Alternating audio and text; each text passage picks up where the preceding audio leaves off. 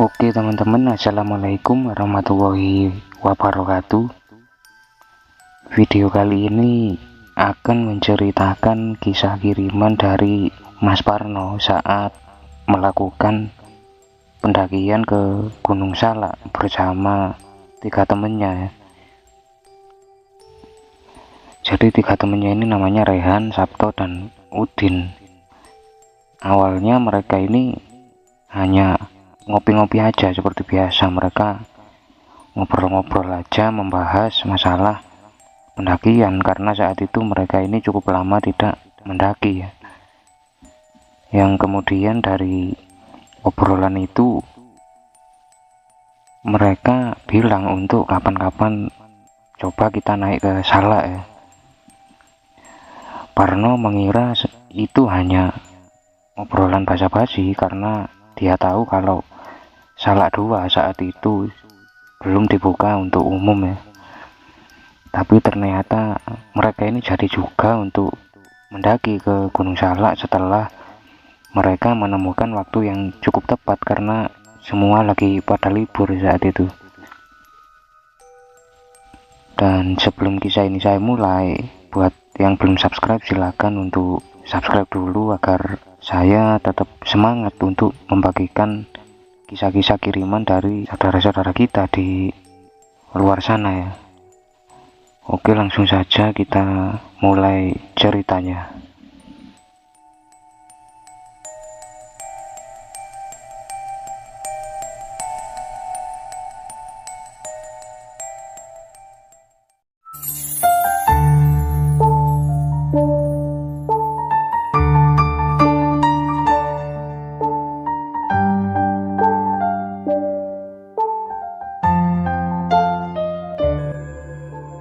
Kisah ini dimulai ketika Parno, Rehan, Sabto, dan Udin berangkat sore itu setelah mereka sebelumnya berkumpul di rumah Rehan. Dan mereka ini baru sampai di base camp Abanarta sekitar jam 11 malam saat itu. Dan karena waktu itu base camp ini sudah tutup, mereka memutuskan untuk menginap dulu di dekat-dekat base camp, yang kemudian malam itu mereka ini masak-masak dulu dan buat kopi, dan setelah itu langsung tidur ya. Esok paginya selepas subuh mereka bangun dan mulai berkemas-kemas sekalian mengurus perizinan di base camp ya. Selesai mengurus perizinan, mereka sebelum berangkat ini sebenarnya mereka ini sempat ketemu dengan penduduk sekitar, dan orang ini menyarankan mereka untuk minta arahan dulu dari organisasi yang membuka jalur di Gunung Salak ya. Karena memang di situ sebenarnya belum diresmikan secara umum karena baru dibuka jalur. Tapi karena saat itu mereka buru-buru, akhirnya mereka ini langsung berangkat. Mereka kemudian berkumpul sejenak dan kemudian berdoa untuk meminta keselamatan dari Tuhan saat itu. Dan setelah selesai berdoa, pendakian pun dimulai. Mereka mulai mendaki dan trek jalur ini ternyata sudah langsung menanjak ya, walau nggak terlalu terjal pada saat itu. Mereka berjalan dengan semangat pagi itu, sambil seperti biasa mereka ini saling berbagi cerita satu sama lain, dan intinya saling ngobrol aja biar gak sepi lah. Setelah kira-kira hampir setengah jam mereka berjalan ini, sampailah mereka di petilasan makam keramat, atau ada juga yang menyebut itu pintu rimba ya. Kemudian mereka berjalan lagi, dan setelah melewati petilasan ini mereka akhirnya mulai bertemu dengan petunjuk jalan, yang ternyata juga ada semacam tali rafia atau pita atau entah apa ya untuk petunjuk jalan di situ. Mereka pun jalan lagi saat itu mengikuti tali rawia itu, dan setelah hampir 1 jam mereka berjalan, sampailah mereka di pos Solomot ya.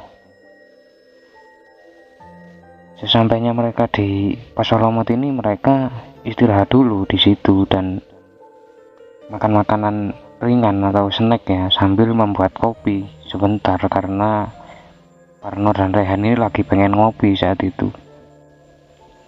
Mereka istirahat di situ sebentar sambil ngobrol-ngobrol sampai tiba-tiba cuaca ini jadi mendung saat itu.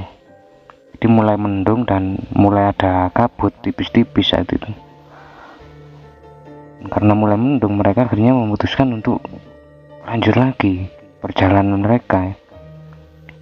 Mereka kembali menemui jalur yang menanjak saat itu. Dan setelah kira-kira hampir mau 1 jam ya, atau 50 menitan lah, mereka akhirnya sampai di pos Beheng Awi atau Bohong Awi. Pada saat mereka sampai di pos Bohong Awi ini, salah satu temannya yang bernama Udin ini mengeluhkan kalau ini kenapa ya kakiku kok sakit banget gitu. Jadi entah kenapa pada saat sampai di pos Bohong Awi ini, kaki Udin ini tiba-tiba semacam kram. Mereka kemudian mulai memijat-mijat kaki Udin sambil dikasih semacam minyak kayu putih atau apa gitu, agar kakinya ini agak hangat lah. Lama sekali saat itu mereka memijat-mijat kaki Udin, tapi kaki Udin ini nggak segera pulih saat itu, tetap kram terus sampai dia ini kesakitan. Dan setelah itu hampir mau 2 jam mereka ini menunggu Udin. Akhirnya Udin bilang kakinya udah mendingan dan bisa jalan lagi. Pada saat itu Parno bilang bahwa kalau emang Udin ini nggak kuat, ya udah turun aja nggak apa-apa gitu, daripada nanti dipaksa kakinya malah makin parah kan. Tapi Udin saat itu bersikeras untuk mau tetap naik aja, dan dia bilang udah kakiku udah nggak apa-apa kayak gitu. Akhirnya mereka lanjut lagi berjalan dari pos Bohong Awi ini. Mereka naik terus saat itu ya. Siang hari sekitar hampir jam 12 siang sampailah mereka di puncak Fajar Kencana. Pada saat sampai di puncak Fajar Kencana ini, mereka semua nggak tahu kenapa ya, mereka ini ngerasa kalau badannya ini capek semua.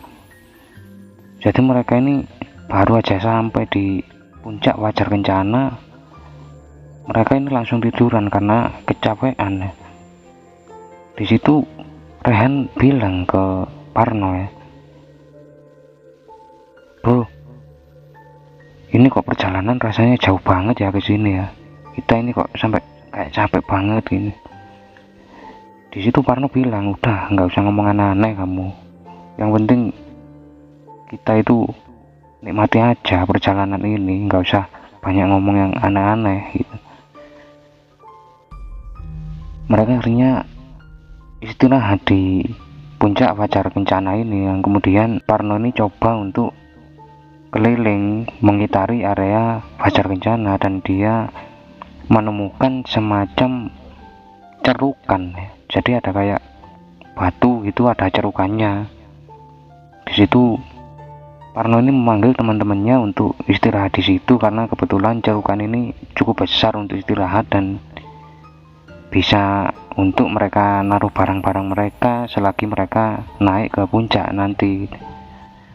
Tapi pada saat mereka menuju ke cerukan itu, di cerukan itu ada semacam sabut kelapa yang seperti habis terbakar.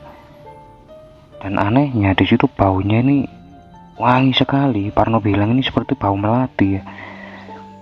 Jadi ada kayak, saat itu Parno mikir mungkin ada orang yang baru saja ke sini kemudian membakar itu, karena samar-samar asapnya ini masih keluar dari sabut kelapa itu ya. Karena kemudian coba untuk meminggirkan sabut kelapa itu ke agak pinggir karena mereka mau naruh barang-barang mereka di situ ya. Dan setelah mereka istirahat di cerukan ini, mereka akhirnya memutuskan naik ke puncak Salak 2 ya. Pada saat itu sudah jam 1-an gitu. Mereka akhirnya naik, terus naik, kemudian setelah kira-kira hampir mau 2 jam sampailah mereka ini di puncak Salak 2 ya. Di situ mereka ini sempat happy karena cuaca di puncak ini tiba-tiba cerah sekali dan matahari terik ya. Mereka menikmati suasana puncak ini dengan hati lega lah, karena akhirnya bisa merasakan puncak lagi setelah sekian lama mereka semua ini nggak pernah naik gunung lagi. Dan pada saat mereka ini seneng-seneng di puncak, mereka happy, mereka foto-foto di sana, mereka tiba-tiba dikejutkan dengan suara auman harimau yang sangat keras sekali itu. Saat itu mereka ini langsung kaget dan tegang karena mereka ini takut kalau benar-benar ada harimau di sekitar mereka gitu. Di situ karena panik akhirnya mereka diam dulu sejenak dan coba untuk mendengar baik-baik, kali aja itu suara auman itu terulang lagi gitu. Tapi setelah hampir setengah jam mereka diam-diaman ini, nggak ada lagi suara auman harimau. Dan karena udah ngerasa takut, mereka akhirnya memutuskan untuk turun ya. Mereka saat itu turun dengan kembali mengikuti tali rafia sebagai petunjuk jalur ini ya. Mereka turun saat itu dengan suasana agak tegang karena mereka masih takut kalau di sekitar mereka ini ada harimau. Mereka turun terus sampai kira-kira setengah jam mereka turun ini. Mereka ini baru nyadar kalau tali rafia yang selama ini mereka ikuti ini sudah nggak ada gitu. Mereka kebingungan loh, tali-tali tadi kemana gitu. Mereka takut kalau mereka ini kesasar di situ ya. Jadi mereka ini sempat nyari-nyari sebentar. Mereka kembali naik. Dan karena nggak nemu, mereka turun lagi saat itu. Karena nggak ada pilihan lain, akhirnya mereka ini terus memilih untuk jalan turun saat itu. Dan jalur yang mereka lewati ini sudah mulai ada semacam batang-batang pohon kecil-kecil gitu yang menghalangi jalur ya. Mereka jalan terus gitu sampai hampir 1 jam, akhirnya mereka bertemu dengan pertigaan. Dan disitulah mereka ini bingung gitu loh, kok ada pertigaan itu. Perasaan tadi pas naik ini nggak ada pertigaan. Mereka bingung di situ. Mereka ini berhenti cukup lama cuma untuk mikir aja mereka ini mau lewat mana gitu loh. Karena mereka takut kalau salah jalur mereka malah tersasar lebih jauh lagi gitu. Akhirnya saat itu mereka ini sepakat untuk memilih jalur ke kanan ya. Karena mereka semua ngerasa kalau mereka turun ini kayaknya kalau mau balik ke jalur harus kanan kayak gitu. Akhirnya mereka memilih jalur ke kanan saat itu. Dan baru saja mereka berjalan melewati jalur itu, cuaca tiba-tiba berubah. Jadi tiba-tiba kabut ini turun ini tebal sekali sampai mereka ini kesulitan melihat jalan. Apalagi jalur mereka ini banyak sekali ranting-ranting pohon yang seperti berjatuhan di tengah-tengah jalur. Jadi mereka ini sedikit-sedikit kaget karena mereka kakinya ini seperti nabrak ranting pohon ya. Mereka jalan terus pelan-pelan di situ, pelan-pelan gitu Sampai di tengah-tengah perjalanan ini mereka merasa kalau mereka semua ini melihat ada sesuatu yang berkelebat di depan mereka dengan sangat cepat tapi berulang-ulang gitu. Jadi ada sesuatu yang kelebatan itu, kayak lewat itu, ser kayak gitu di depan mereka, dan itu cepat sekali karena mereka tidak sempat melihat sosok apa itu. Baru saja mereka melihat sosok yang berkelebat ke kanan ke kiri, akan kayak menghalangi jalan mereka gitu. Mereka mendengar suara tawa yang sangat melengking sekali. Jadi suara tawa wanita tapi suaranya ini melengking sampai telinga mereka ini sakit gitu. Mereka di situ akhirnya panik sekali dan mereka ketakutan di situ. Mereka baca-baca doa sebisa mereka gitu. Akhirnya karena nggak punya pilihan lain, mereka terus jalan saat itu pelan-pelan sambil terus membaca doa. Dengan sebentar-bentar itu mereka dengar suara tawa yang melengking, sebentar-bentar hilang gitu. Ada kelebatan lagi, ada tawa lagi melengking, bentar-bentar hilang kayak gitu. Sampai akhirnya mereka ini kembali bertemu dengan pertigaan.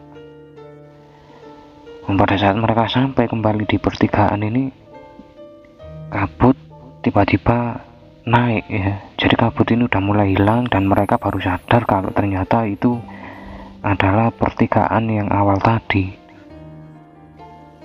Disitulah mereka ini ngerasa badannya ini udah lemes banget. Pertama karena takut, dan kedua karena capek, dan minuman mereka ini udah habis ya. Karena mereka naik ini cuma bawa minum aja, sementara perbekalan masih ada di puncak Fajar Kencana ya. Mereka akhirnya duduk di situ sambil berunding ini, gimana bro, kita kok kembali ke sini ya? Aku nggak tahu ini kita harus gimana ya gitu. Mereka benar-benar kebingungan saat itu, dan akhirnya Parno bilang ke teman-temannya, udah, kalau kita berhenti di sini kita malah kemalaman. Kalau emang tadi kita ke kanan salah, ya udah kita coba lurus aja gitu. Kita coba semua jalan yang kita bisa. Akhirnya mereka sepakat untuk kali ini mereka memilih jalur yang lurus ya. Setelah mereka milih yang kanan tadi, mereka kembali ke situ, mereka pilih lurus saja gitu. Akhirnya mereka berjalan melalui jalur yang lurus itu ke bawah gitu. Mereka jalan pelan-pelan sambil hati-hati gitu, karena makin ke bawah ini ternyata kanan kiri mereka ini jurang. Jadi mereka ini ya sambil ketakutan diganggu, mereka juga ketakutan kalau mereka ini kepleset atau gimana masuk jurang kayak gitu. Mereka jalan terus turun saat itu pelan-pelan, dan akhirnya mereka ini dari kejauhan melihat seperti ada area yang cukup lapang. Awalnya mereka mengira kalau itu adalah puncak Fajar Kencana karena sepenglihatan mereka ini hampir mirip tempatnya gitu. Mereka cukup lega saat itu. Parno bilang ke teman-temannya, teman-teman, itu kayaknya Fajar Kencana, udah ayo kita turun cepet gitu, kita cepet ke sana gitu biar bisa nemu jalur lagi gitu. Akhirnya mereka jalan lagi, tapi tanah lapang ini makin mereka turun kayak makin jauh, bukannya makin dekat gitu. Mereka jalan terus, jalan sampai mereka ini ngerasa kelelahan ya. Mereka sudah nggak tahu mereka saat itu berjalan udah berapa jam ya. Dan pada saat kelelahan ini Rehan bilang, break, stop dulu, udah aku capek, aku nggak kuat, aku mau istirahat dulu kayak gitu. Akhirnya mereka memutuskan untuk istirahat di tengah-tengah jalur mereka berjalan ini karena semua merasa benar-benar kecapean ya saat itu. Baru saja mereka ini duduk untuk istirahat, mereka sudah mendengar suara seperti musik-musik tarian zaman dulu. Jadi kalau zaman dulu ada pertunjukan tari itu kan pasti ada musiknya ya, mereka dengar semacam itu. Samar-samar mereka dengar musikan tari ini, mereka dengar dan makin keras. Lalu mereka ini kembali mendengar seperti suara auman harimau, dan kali ini suara itu benar-benar dekat sekali ya. Mereka kembali ketakutan saat itu dan panik, mereka mau nggak mau jalan terus turun mereka saat itu. Mereka udah nggak memperhatikan kanan kiri mereka yang jurang, mereka cuma kepikiran buat turun aja terus gitu. Dan akhirnya mereka sampai di semacam tanah yang cukup lapang saat itu.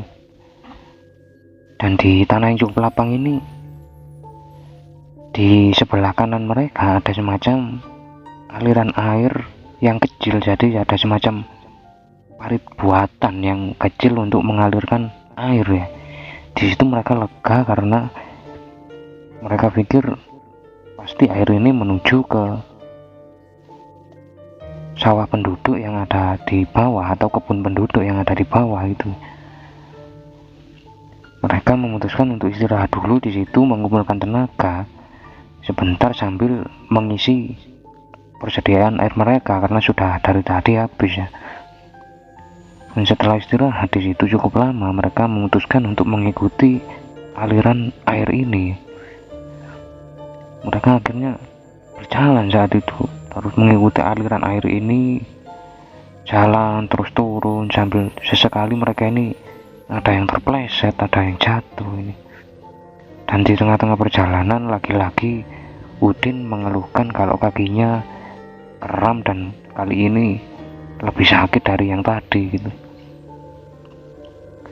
Akhirnya mereka ini mau nggak mau istirahat lagi untuk mengobati kaki Udin. Jadi mereka ini coba untuk mengoles-ngoles minyak kayu putih di kaki Udin dan sambil mijat-mijat kakinya ringan gitu, sama seperti yang tadi gitu.